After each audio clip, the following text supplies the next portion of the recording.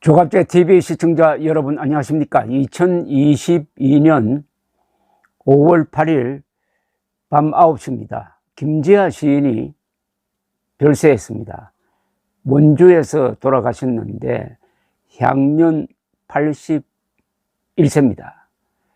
박정희 정부에 저항을 하면서 오적이라는 풍자시를 써서 유명해졌고, 박정희 정권에 의해서 약 6년간 투옥되었던 시인이었습니다. 그러나 2012년 대통령 선거 때는 그 박정희의 따님인 박근혜 후보를 공개적으로 지지했고, 1991년 강경대 사건으로 분신 자살이 잇따르자 조선일보에 유명한 문장을 기고했습니다. 그게 죽음의 구판을 걷어치워라는 글이었습니다. 이 글로 해서 김지아 시인이 좌파 진영으로부터 변절자로 찍혔습니다. 사실은 좌파가 변절을 했는데 김지아 시인은 한 번도 변절한 적이 없습니다. 이분은 자신의 가치관인 생명 존중 사상을 끝까지 추구했던 자유혼의 소유자였습니다. 삶과 명복을 빕니다.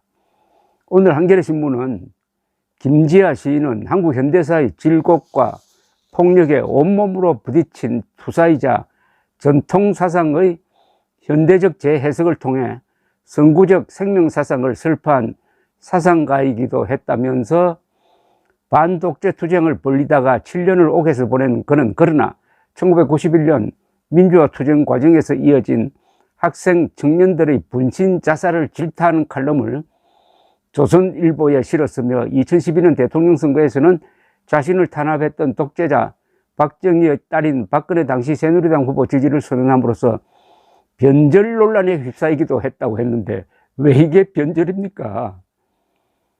변절은 민주투사를 자처하던 인간이 공산주의자가 되어가지고 독재자로 변한 게 그게 변절이지, 왜 김지아가 변절입니까? 김지아는 한 번도 인간 존중, 생명 존중의 사상을 놓아본 적이 없습니다. 무슨 변절입니까?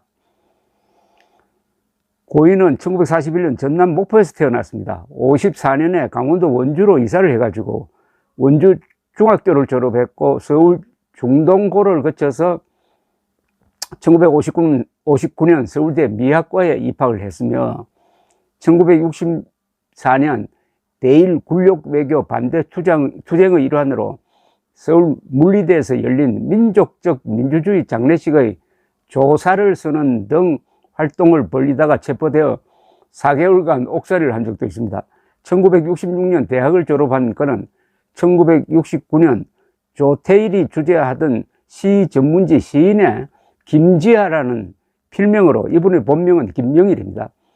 서울길 외 4편의 시를 발표를 했고, 1970년 5월로 사상계의 권력형 부정과 부패상을 판소리가락에 얹어 통렬히 비판한 당시 오적을 발표했는데, 이게 야당 신민당의 기관지 민주전선에 실리면서 문제가 되었습니다. 박정희 정권은 이 시가 북괴의 선전 활동에 동조한 것이라며 방공법 위반으로 김지아를 구속하고, 사상계 발행인 편집인 민주전선 편집인도 구속을 했습니다. 국회에서 문제가 되자 한 달 만에 보수로 풀려났고, 그 길로 국제적으로 유명하게 되었습니다.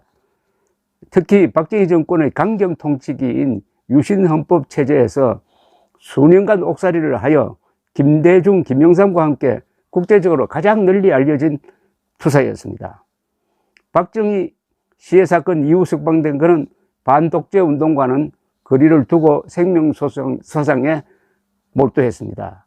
이 김지아 시인의 가치관은 생명 존중 사상인데, 여기에는 좌우가 없습니다.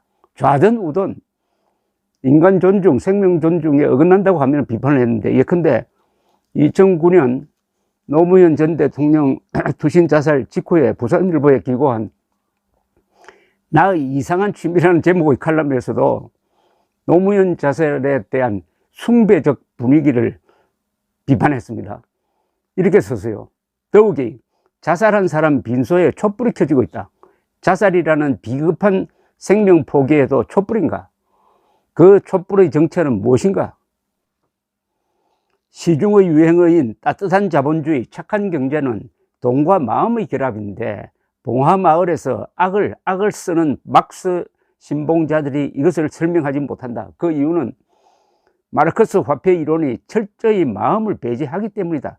7일간의 국민장, 비극적 숭배열에 의한 명백한 부패와 생명 포기라는 비겁성의 은폐, 핵실험과 3개 미사일 발사 따위가 여기에 대답할 수 있겠나? 이 글에서, 이 칼럼에서 김지아 시인은 한자를 모르면은 삼류지식밖에 안 된다. 한자를 모르면 동양을 모르고 동양 모르는 사람은 삼류지식입니다. 라고 아주 질타하기도 했습니다.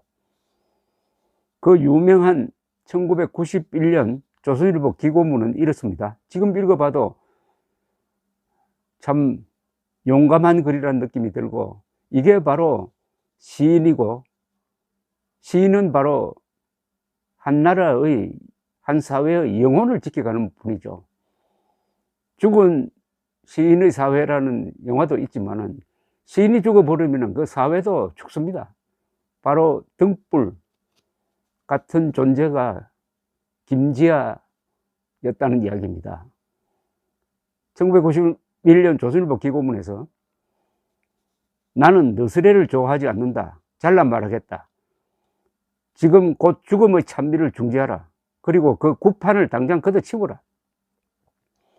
당신들은 잘못 들어서고 있다. 그것도 크게. 당신들은 민중에게서 무엇을 배우자고 외쳤는가?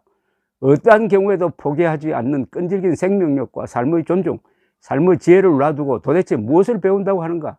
자살은 전념한다. 당신들은 지금 전념을 부채질하고 있다. 열사호칭과 대규모 장례식으로 연약한 영혼에 대해 끊임없이 죽음을 유혹하는 암시를 보내고 있다.